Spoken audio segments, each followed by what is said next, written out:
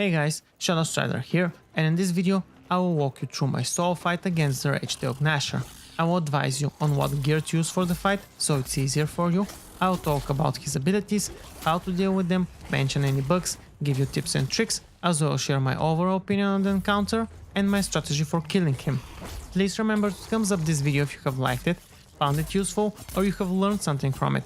Comment on it if you want to say hi, give me a friendly advice, tell me what I can improve in future videos, or give out any other sort of feedback. Share it as you see fit, and do not forget to subscribe to my channel and follow me on Twitch for more Dauntless content. Ragetail Gnasher is one of the behemoths of tier 5, which are part of the Maelstrom. I was lucky that when I got there, he was one of the 4 weekly behemoths I could face. The reason is that from all of them, he's the easiest one for me, and also his armor and weapons is a good choice to go for if you want to have an overall good gear for facing all other behemoths there. Difficulty wise, he is hard if you do not pay attention and want to quickly get him killed. If you're careful, however, and go for a safe but sure strategy, then he will take you no longer than 12 minutes when you first start doing him and a lot less after the first kill. My average kill time for him is around 6 minutes, with the fastest one being a little above 5 minutes. Now, when you first go head to head with him, I suggest to use the best gear with the most armor rating you have. Ragetail does not have any debuffs that he can do to you, but he deals tons of damage even when you have gear from tier 5, let alone tier 4. I used the fully upgraded to +4 Stormclaw gear and a fully upgraded Naizaga weapon combined with a Drask Lantern. The weapon of choice was my favorite sword, and the reason that I went for Naizaga weapon was because I had it maxed out before Stormclaw and wanted to kill Ragetail sooner than later. I recommend you use a shock weapon for the extra staggering, which you will see in the video helped me a lot. The other option is to use a Karabak weapon, since it will deal the most amount of damage from any tier 4 weapon. For the armor, your best options are Stormclaw and Karabak armor. Stormclaw's armor is faster to farm and upgrade to maximum than Karabak, while Karabak will give you the most armor rating. The choice is yours. As you can see, armor rating does matter, but at the end of the day, evading as many attacks as possible matters more when going against Ragetail. I think that any weapon will work good against him. I used my sword because it's my best weapon, but any will be good in this fight since his attacks and patterns are mostly semi-stationary, which gives you enough time to land hits. His abilities do not differ a lot from normal Gnasher. For people who have played in closed beta, then you have nothing to worry about because he has the same abilities as he used to. The only difference being that they deal a lot more damage now. Also, he no longer deals wounded debuff. For new players, especially ones coming now in open beta, you don't have a lot to learn in order to go against him. The first behemoth you face in the game is a rogue Gnasher, and in tier 2 you face a regular Gnasher. The Ragetail has identical tail swipe, with the only difference being that he also has a second type of tail swipe, which is a full 360-degree one, so be careful when he does that one. You will be able to notice the difference in his pattern when he does one and does the other. He has a stomp ability, which if you're using a sword, I would advise you to roll out at the last moment, then use your movement keys to position your character back towards his leg and strike for an evade attack. I have demonstrated this a couple of times in the video, not only with his stomp, but with his other attacks as well. He has 2 slight abilities. The first one is a single slide, and he will do this only when you first start the fight and until you destroy his tail. What I mean by this is that once he flees and you find him a second time, he will do mostly multiple slides. And once you destroy his tail, you will disable the single slide, and again he does only multiple ones. The single one is easy to evade, while the multiple one is tricky. He will do 4 slides in a row, but there's an easy way to deal with them. Try to always roll or sprint a little bit to his left side when evading the multiple slides. This way you create an angle which allows you to evade the last one without the need to roll.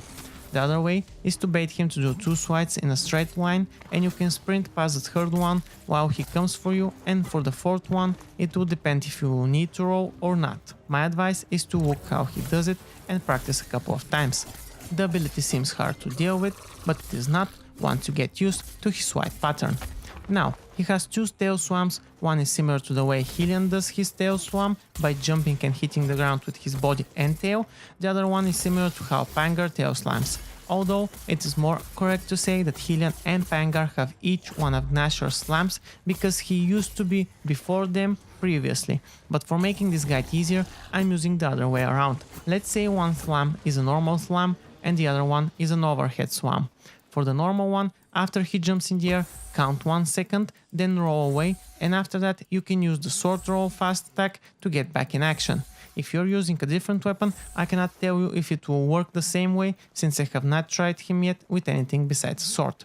For the overhead slam, just get as close as possible to him when you see him bending his legs to do it. You don't need to roll or do anything afterwards. If you're near the side of his head or near his legs, he will just jump over you and not hit you at all. It is as simple as that. Finally, he has a charge ability, which is indicated by him doing a step backwards, then charging forward. The distance is not too big, and you can move out of his way just by sprinting when you see him going backwards, or if you want to be sure, roll to the side or towards him. Those are his abilities. There is another one which he does while in enrage mode, and now we will talk about it. The Ragetail Gnasher has only an enrage mode, and he does not have an ether mode, which is good news for some people. Bad news are that the extra speed when he's in enrage mode and damage can potentially cause you to get killed a lot easier. The reason is that a single hit can be devastating, so try to play it safe and do not overextend yourself. When he goes in enrage mode, he will do 7 stomps in a row, alternating between his legs, and they will deal damage. Also, he will do an enrage blast with the final stomp. You can safely attack his head from the front side and his tail from the furthest back side while he enrages, and move away for the final stomp and enrage blast. Immediately after he goes in enrage mode, if a slayer is near him, he will do 4 normal tail slams in a row. Get your ass away from him as soon as he starts. Use 2 rolls if necessary and then just move away without sprinting. When you see him jumping for the final tail slam, turn away and head towards him. I like to do a timely roll and roll inside the final slam and then immediately start doing damage. But for you, this might be a little bit tricky until you practice it a couple of times, and especially if you're new to the game. Other than this ability, everything else he does is the same, but it deals more damage and is done a lot quicker. Pay attention to the slide and be extra careful with it. He will do a runaway charge when he decides to go out of enrage mode, so try to roll away from him when he does this, since it will deal damage to you. He does not do an enrage blast when he goes out of enrage mode. My overall strategy is simple for him. First, you go for his tail, because once you destroy it, you will disable his regular tail slam, both of his tail swipes and his single swipe. This means that he will do a lot more stomps and charge attacks, which are easier to deal with and give you more time to attack him. Get stamina and berserker potions and use the berserker ones each time he goes in enrage mode. The reason for this is the Ragetail usually stays in enrage mode for around a minute. The potion also lasts for 1 minute, but when used while a behemoth is in rage, it gives you 30% bonus damage instead of 15. Other than that, just try to evade as many attacks as possible. You can see from my fight that I got hit a lot more than I would have liked. You can destroy the following parts of Ragetail: his head, tail and both of his legs for wood drops. You can also destroy his arms for an extra stagger. All body parts have a chance to drop a Ragetail hide and a rare chance to drop a glistering fur. His head has a chance to drop a cracked rage tooth, a rare chance to drop a polished rage tooth, and a very rare chance to drop a perfect rage tooth. His tail has a chance to drop a cracked slapper, a rare chance to drop severed Ragetail, and a very rare chance to drop a perfect Ragetail plate. His legs have a chance to drop a Ragetail shin plate, a rare chance to drop a Rage Claw, and a very rare chance to drop a pristine Ragetail shin plate. As you can see in the video, I easily killed him with all parts destroyed. I suggest to craft his weapon after you kill him and then upgrade his armor as much as you can, followed by upgrading the weapon. This will give you an easier time to farm him and afterwards to move on to other behemoths in tier 5 or to his heroic version in tier 6. What his weapons and armor give as stats I will explain in a separate video coming later. This was everything regarding Ragetail Gnasher and his encounter.